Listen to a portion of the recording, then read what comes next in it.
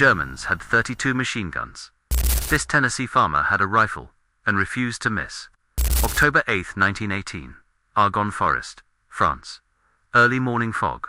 Corporal Alvin York, a barely literate hillbilly from Tennessee, who'd never left his home state until the army drafted him, found himself trapped in a ravine. German machine guns on the hill above. His patrol leader, wounded, 6 of his buddies dead. 17 men had gone into that ravine. Now there were 8. The Germans had 32 machine guns, over 100 soldiers, the high ground, every tactical advantage. Alvin York had a rifle, a pistol, and a childhood spent shooting turkeys in the Tennessee mountains. What happened in the next 90 minutes became the most decorated single action in American military history. 1 man, 132 prisoners, 25 Germans dead, 35 machine guns silenced. This is exactly how he did it. Every shot, every decision, every moment the Germans thought they had him, and he proved them wrong. October 8, 1918, 6:15 a.m. Argonne Forest, France. Corporal Alvin York was cold, wet. ND hadn't slept in 2 days. His boots were caked in mud. His uniform stank of sweat and smoke. His rifle, a model 1917 Enfield, was the only thing he trusted in this godforsaken war. 24 hours earlier, York's Unit G Company, 328th Infantry Regiment, 82nd Division, had climbed Hill 223 under German artillery fire. They'd taken the hill. At dawn, after hours of brutal fighting, American bodies lay everywhere. German bodies, too. Now they sat on the reverse slope of that hill, shivering in a drainage ditch, watching another American unit try to take the next hill. The Germans were putting up hell. Machine gun fire tore through the darkness.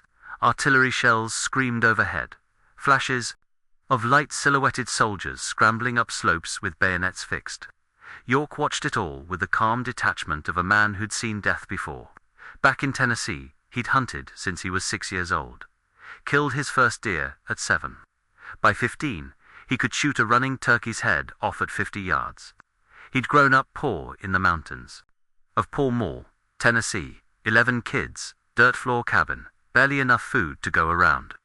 His daddy had taught him one rule about shooting: don't waste bullets. Every bullet had to count because bullets cost money and they didn't have money. That rule was about to save his life. At 5:50 a.m., word came down the line: prepare to attack. York's company would move down into the valley and take the Decauville Railroad, a narrow-gauge railway the Germans used to supply their forces in the Argonne Forest. Take that railroad, cut their supply line, win the war. Simple plan, terrible execution. At 6 a.m., the American artillery was supposed to bombard German positions before the infantry attacked. The barrage never came. Some mix-up in orders. Some failure in communication. It didn't matter why. What mattered was at 6:10 a.m., American soldiers started moving down the hill into the valley with no covering fire. The Germans were waiting. Machine gun fire erupted from the ridges. Maxim guns, German heavy machine guns, that fired 500 rounds per minute. The valley exploded with fire. Bullets zipped through the air like angry hornets. Americans threw themselves to the ground, crawling, clawing at mud, trying to find cover that didn't exist. Men screamed. Officers shouted orders nobody could hear over the gunfire. The attack stalled within minutes. American forces were pinned down on open grue. And with German machine guns raking them from 3 directions, Sergeant Harry Parsons, York's platoon sergeant, made a decision. They couldn't advance, they couldn't retreat, but they could flank. He grabbed Sergeant Bernard Early and said, "Take 2 squads. Work around those machine guns from the side. Shut them down, or we're all dead." Early pie. Seeked 17 men. Corporal York's squad was one of them. York checked his rifle. 40 rounds in his pouches, 15 in his pistol. 55 bullets total. He figured he'd need every one. The patrol moved out at 6:30 a.m., staying low, using the tree line for cover. The Argonne Forest was thick, dense undergrowth, tangled bushes. Visibility may be 20 yards at best. The morning fog made it worse. You could barely see the man in front of you. They moved in single file. Sergeant Early in front. York was third in line. They skirted the base of Hill 223, heading left and north, trying to get behind the German machine gun positions without being seen. For 20 minutes they moved through T. Forest in silence. The sound of machine gun fire echoed through the trees.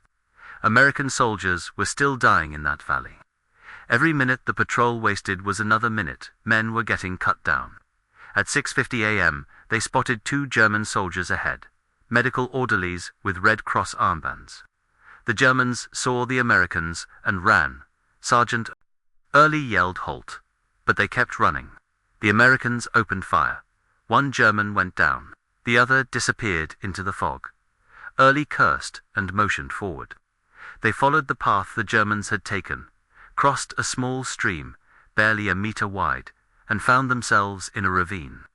The ravine ran roughly east-west, carved into the hillside. By centuries of water runoff, dense brush covered both sides.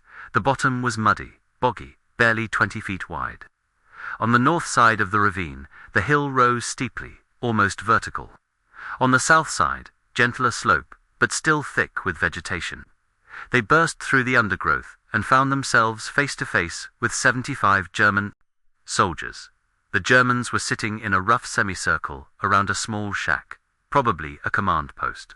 They were having breakfast, eating from a chow can. Some kind of conference or briefing. For one frozen second, nobody moved. 17 Americans, 75 Germans. Everyone staring at each other in shock.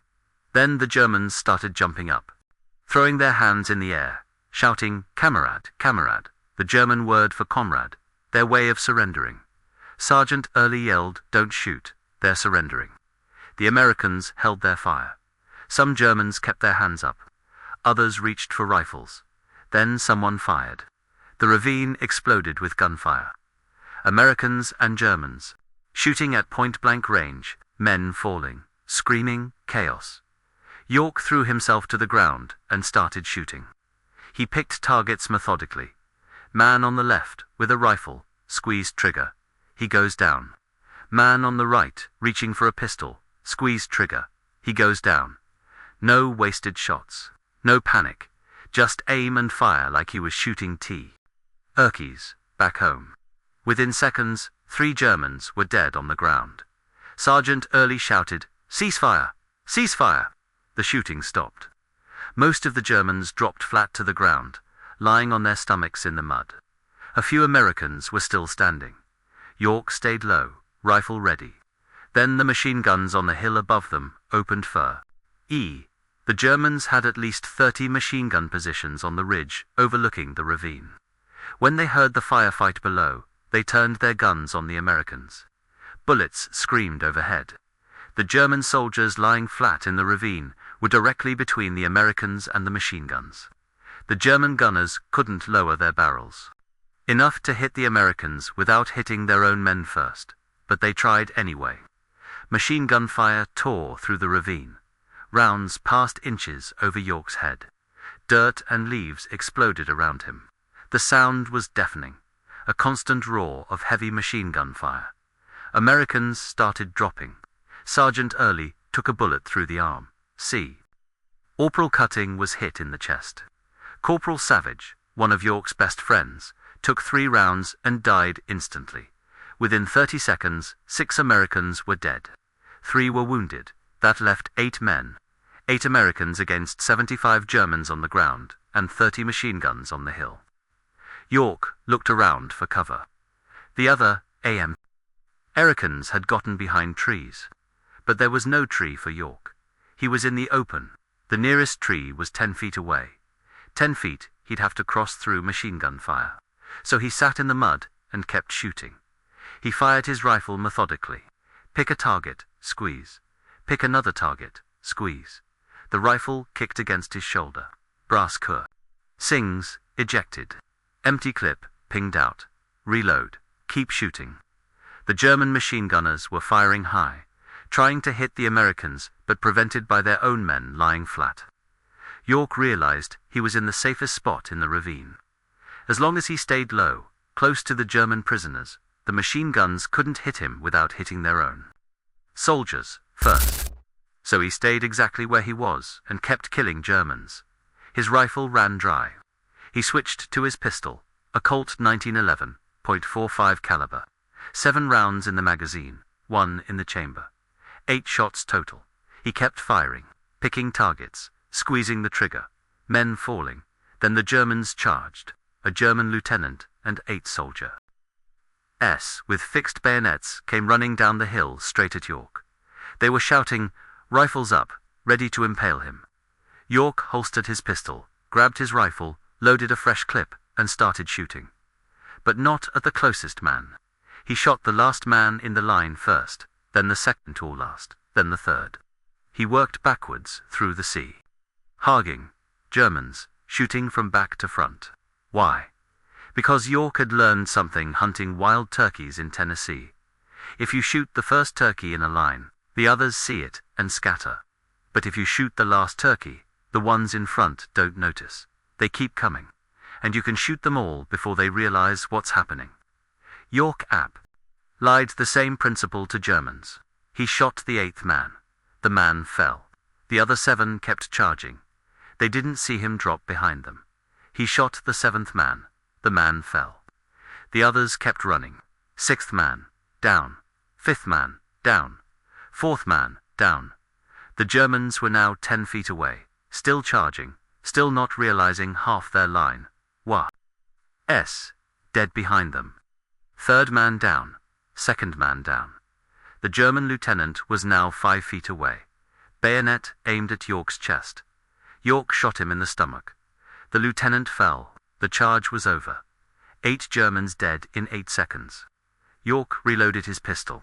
The machine gun fire from the hill suddenly stopped. Complete silence. The German GIs had seen their lieutenant and 8 men get cut down by a single American soldier and didn't know what to do.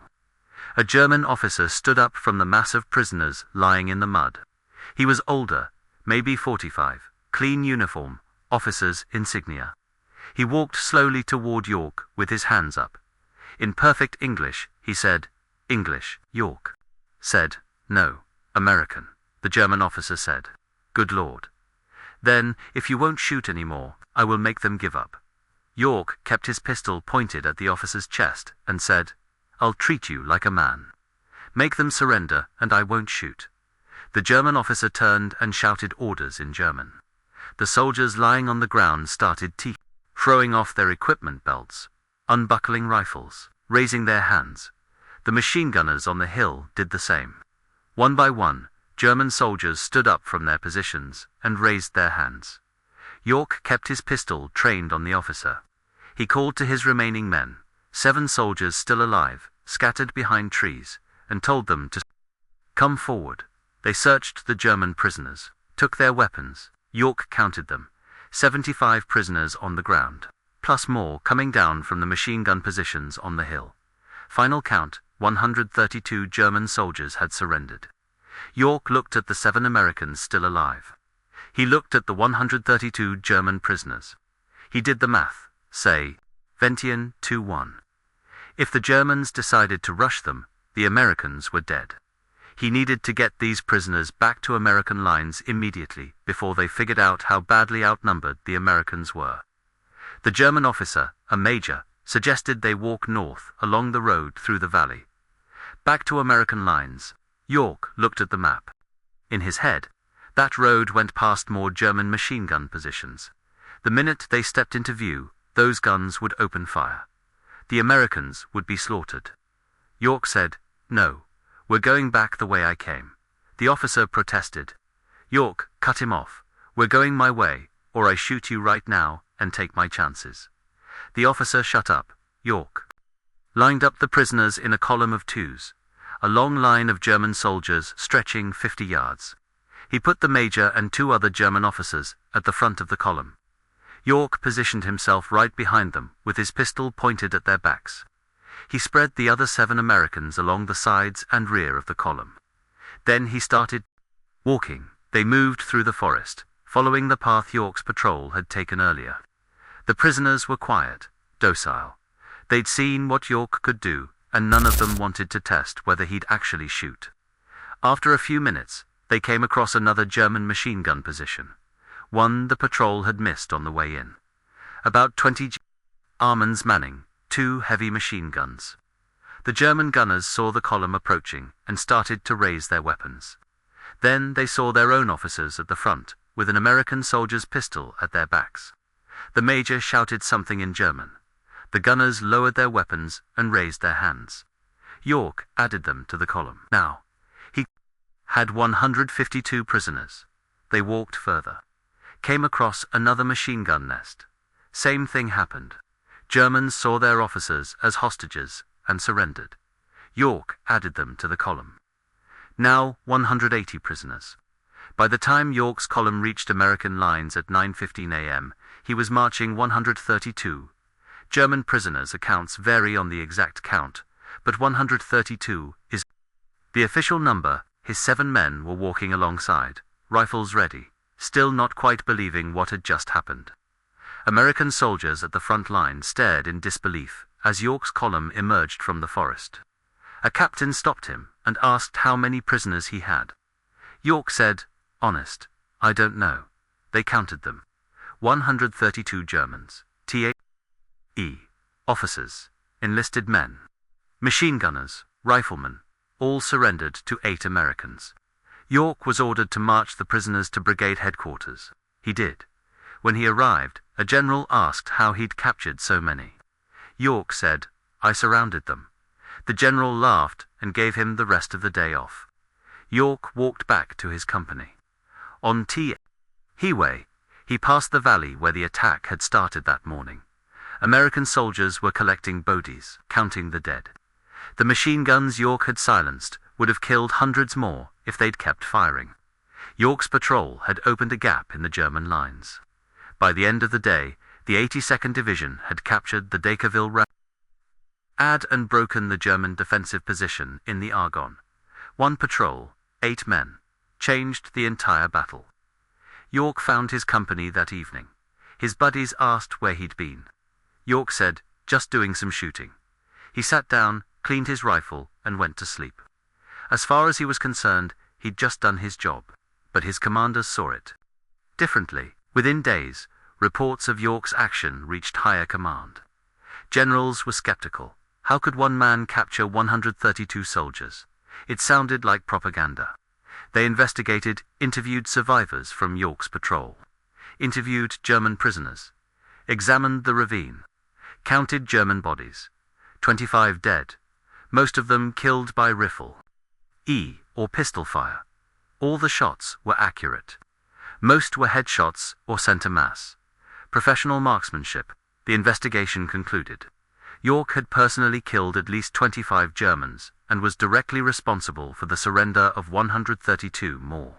He had silenced multiple machine gun positions and enabled the American attack to succeed.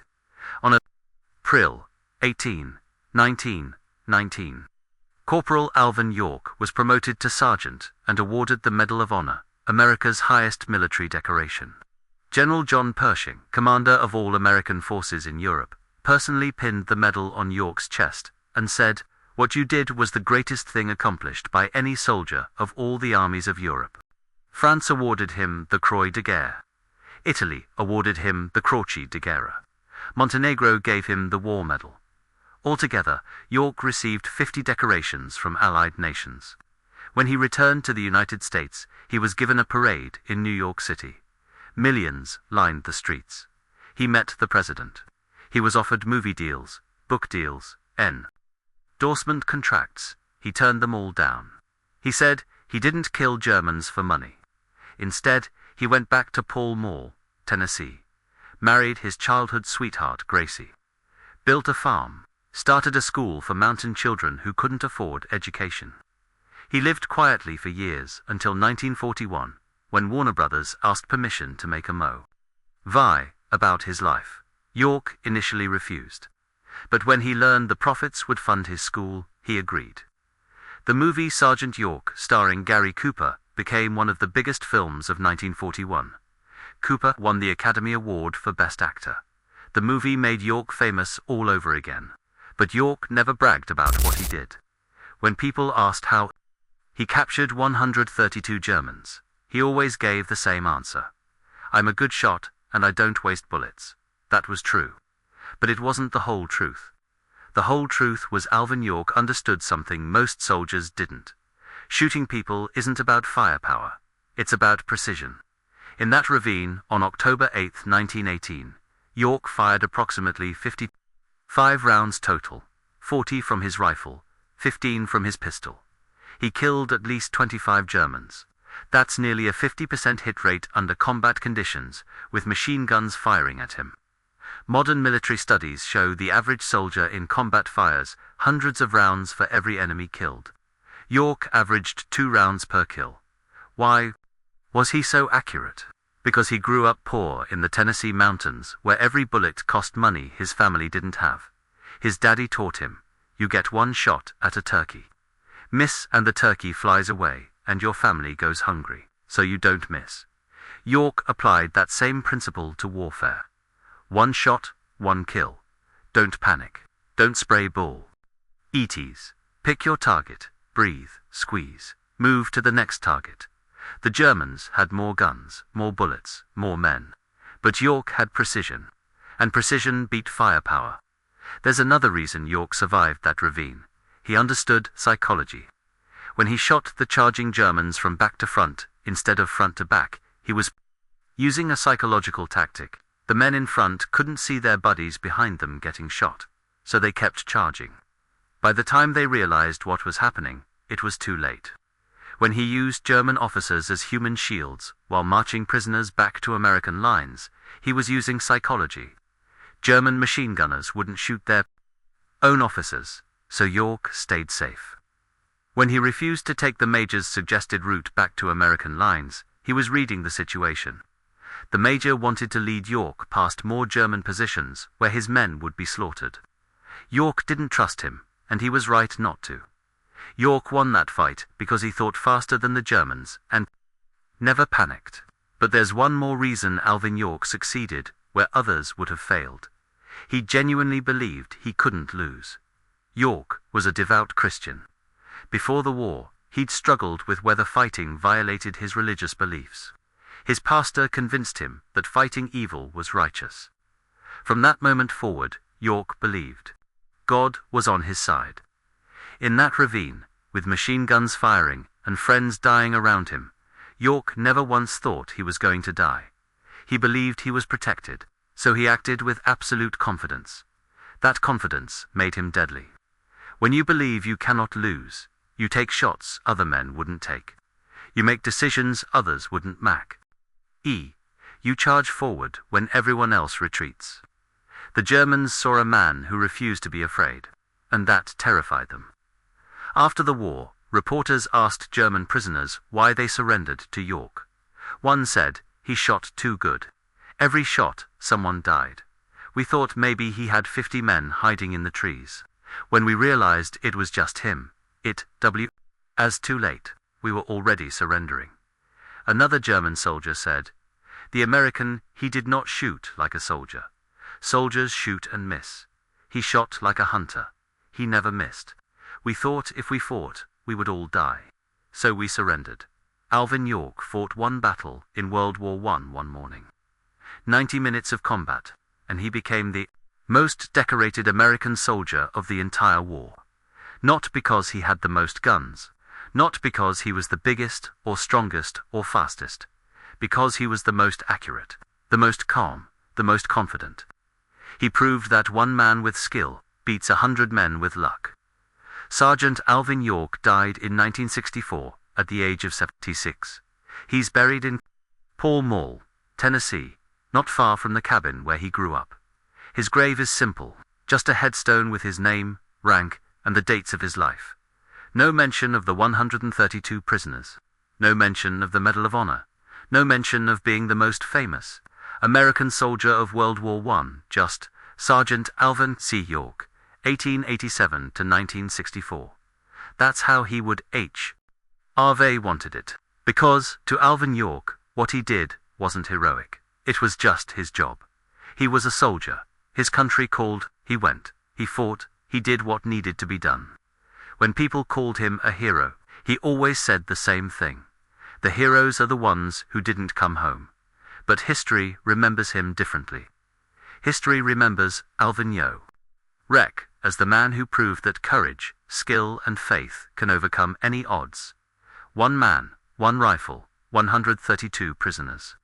That's the story of Sergeant Alvin York, the greatest single action by any American soldier in World War I, and every word of it is true.